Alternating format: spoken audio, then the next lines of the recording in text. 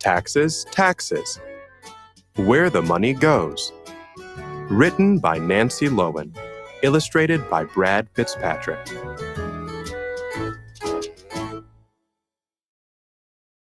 Ms. Colby asked her class of third graders, "Tell me what the following things have in common: a highway, a library book, a park, a soldier's salary.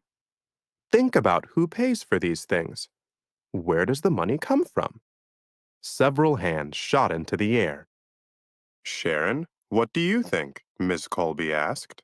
"Taxes," Sharon said.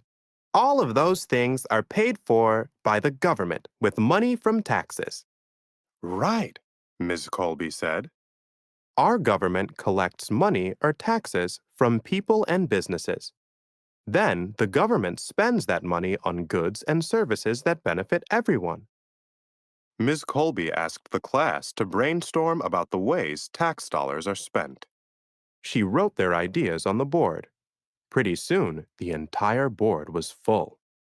"Taxes existed even before money did. In ancient Mesopotamia, people were required to bring cows and sheep to the tax collectors." How taxes are spent. Community workers, like firefighters, rescue squads, and police officers. Public schools, libraries, parks, transportation, and buildings. Building and fixing roads and bridges. Plowing and sanding highways and city streets. School needs, paying teachers and staff, buying books, supplies, and computers. Keeping public water safe. Making sure food in restaurants and grocery stores is safe. Making sure medicines are safe. Helping people who have been through a natural disaster, tornadoes, earthquakes, floods, hurricanes, and droughts.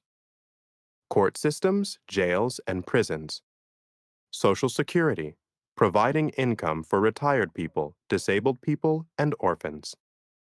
National defense, military branches like the Army, Navy, Marines, Air Force, and Coast Guard. Helping other countries. Ms. Colby explained, "There are three main levels of government: federal, state, and local. The federal government is national and affects everyone living in the United States. However, it doesn't control everything. The states have a lot of power. The states, in turn, give a lot of power to cities and counties." "So, people pay taxes to all three?" Philip asked. "In one way or another, yes," Ms. Colby replied. "I'm going to let someone else tell you more about that. We've got a surprise guest today." "People who don't pay their taxes are breaking the law." Todd's mom came into the classroom. "This is Mrs. O'Brien. She has an important job with the IRS," Ms. Colby said. Mrs. O'Brien took over. IRS stands for Internal Revenue Service. It's the agency in charge of collecting federal taxes. Internal means within the United States. Revenue is a fancy word for the tax dollars the government receives, she said. "In the year 2000, the IRS collected more than $2 trillion from 226 million tax returns." "Who wants to ask the first question?" Mrs. O'Brien asked. "Me," said Jamie. "Who decides how much people pay in taxes?" "Well," said Mrs. O'Brien, "citizens elect senators and representatives who make bills or proposed tax laws. Then, the president or governor signs them into law. On the local level, people often vote directly on tax issues. If we don't think our taxes are fair, we can vote for someone we think will do a better job." "Taxation was one of the issues that led to the Revolutionary War." Kelby asked, "What kind of taxes are there? And which part of the government gets which taxes?" "The federal government gets most of its money from income taxes. Every year, people who earn money need to report their income to the government. They have to pay part of their income to the United States Treasury. That process is called filing a tax return, Ms. Colby said.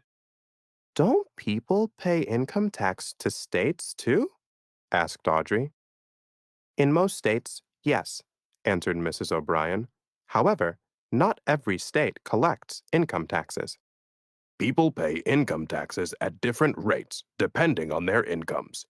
Those who earn a lot of money pay a higher percentage than those who don't earn as much.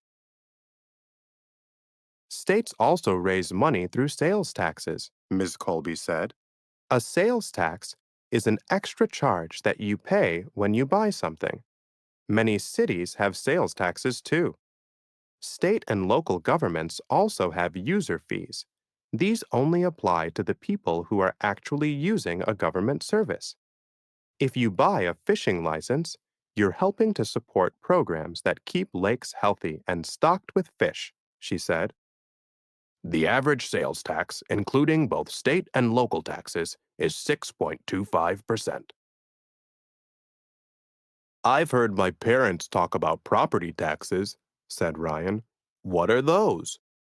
Property taxes are based on the value of a person's home or land and collected by local governments, Mrs. O'Brien said. These fees have to be paid every year. It's not just individuals. Businesses have to pay property taxes too. A lot of that money goes to pay for public schools. It also pays for things like police officers, firefighters, streets, sewers, and parks.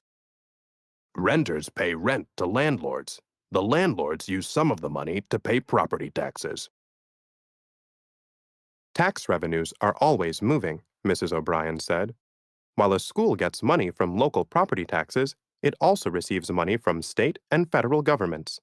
In return, the teachers and staff pay sales taxes on what they buy, property taxes on their homes, and income taxes every year. It all goes around and around. The goal of a tax system is to create balance so that all people have their basic needs met. Ms. Colby stood up. Speaking of basic needs, it's time for lunch. Thanks, Mrs. O'Brien. The Revenue Act of 1942 required employers to withhold taxes from employees' paychecks.